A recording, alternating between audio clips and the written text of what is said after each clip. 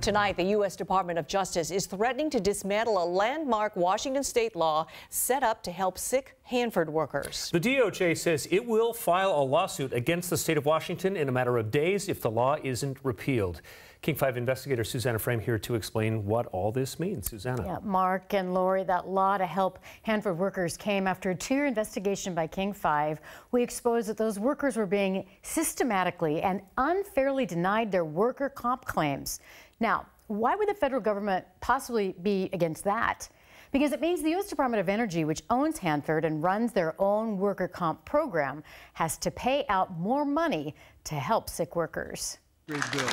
Here's a video of Governor Inslee signing the bill into law last March. For workers exposed to toxic chemicals and radioactivity and then get diseases like brain damage and lung disease, the law gives them the presumption that they got sick at the job site, and that paves the way to getting their claims accepted.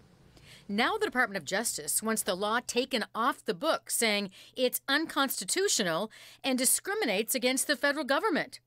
We spoke to the wife of a sick Hanford worker today via Skype.